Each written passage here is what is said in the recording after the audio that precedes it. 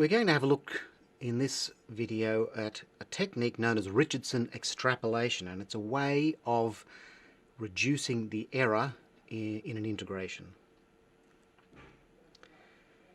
And in particular, it uses our knowledge of what the error is like in order to reduce that error. So let's imagine we have some function f of x that we want to integrate and denote the exact integral over the range a to b as I. And so that's the analytic integral, and that's represented by the blue shaded region there. Let's then do a trapezoidal estimate with some kind of step size of h. And so that's represented then by the red sort of polygonal shape there, and we're going to call that integral estimate using the trapezoidal rule st of h. So it's a function of the step size, and as the step size changes, we imagine that st, our estimate, is going to change as well. Now we've already seen that the error in the composite trapezoidal rule scales like this. So the error is approximately equal to negative b minus a on 12 times an estimate of the average second derivative multiplied by h squared. Okay, and we've only kept the leading order error terms. In practice, of course, we have other terms that scale like h to the fourth, h to the sixth, etc. For the moment, we're going to ignore those terms, but we will bring them back in again a little bit later. Then we can say the exact integral, that's I, is equal to our approximate integral, that's st of h, plus some error term. That's indeed just what I've written out there. And so we can say that I is approximately equal to this. Now, because this is approximately the error term, of course, there are actually higher order terms. But the thing that we're going to be dealing with here is this bottom line right here. What happens if we calculate the integral with two different step sizes? And let's just make them different by a factor of 2.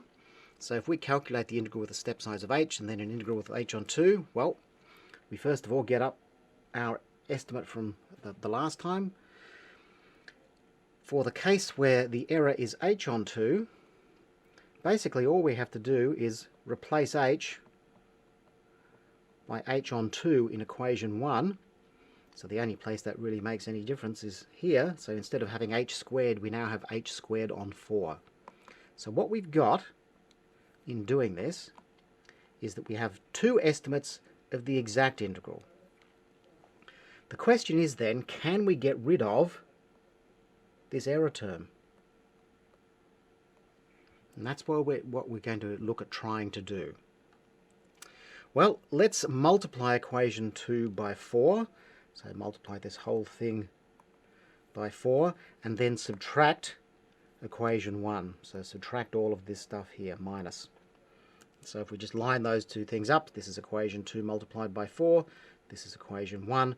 If we subtract those two things, we see that we end up with 3 times the exact integral is approximately equal to 4 times the integral with a step size of h on 2 minus the integral with a step size of h.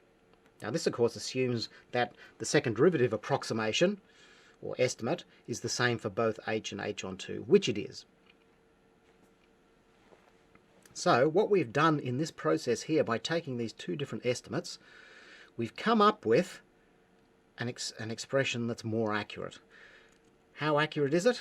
Well, we'll come to see that on the next slide. So the fundamental Richardson extrapolation for the trapezoidal rule, it'll be different for other ones, but for the trapezoidal rule it scales like this. So the exact integral is approximately 4/3 the integral with the step size of h on 2 minus 1/3 the integral estimate with the step size of h. So the technique of using two estimates with different step sizes to remove a leading order error term is called Richardson extrapolation, and we can only do this if we know something about the order of the error. So it's absolutely essential to know that. We can't use this particular technique if we don't know how the error scales with our step size. So as I said previously, when we wrote that the error was approximately equal to this thing, which was proportional to h squared, we ignored the higher order error terms.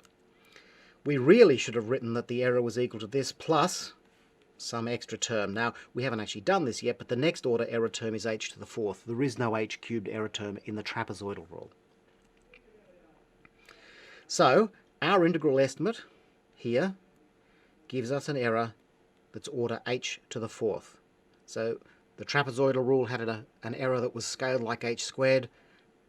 Richardson extrapolation using the trapezoidal rule gives us an estimate that's of order h to the fourth. And because we're using step size of h on 2 for this estimate and a step size of h here, we could use the recursive trapezoidal rule that we did in the last video, which is actually more efficient than doing the full trapezoidal rule for both estimates.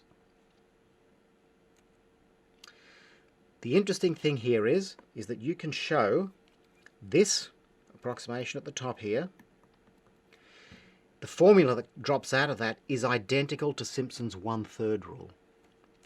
And I'm going to recommend that you should do this. Prove to yourself that Richardson extrapolation here is the same, using the trapezoidal rule at least, is the same as using Simpson's 1/3 rule. Now if we look at the full sequence of error terms, we can actually write the trapezoidal rule as something that looks like this. So the exact integral is equal to the trapezoidal rule estimate with a step size of h plus a term that scales like h squared, one that scales like h to the fourth, one that scales like h to the sixth, and so on. We haven't proven this, and we're not going to, but it is true, and it's important for what follows.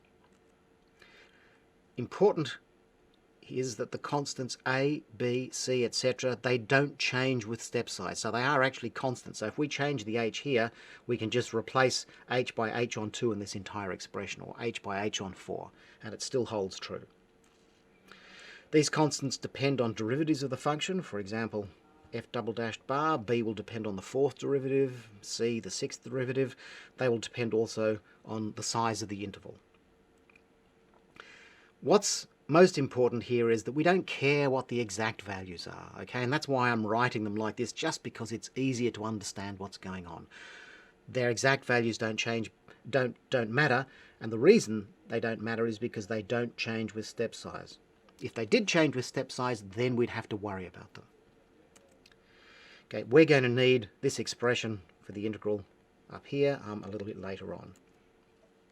So, if we go back to our original Richardson extrapolation, we keep some more error terms. I won't go through this in this lecture. You can actually show that the exact integral is 4/3 the trapezoidal estimate with the step size of h on 2 minus 1/3 the estimate with the step size of h plus bh to the fourth on 4 plus ch to the sixth on 16 plus higher order terms. That is the fundamentals of Richardson extrapolation. Now we're going to be using this a little bit more in the future.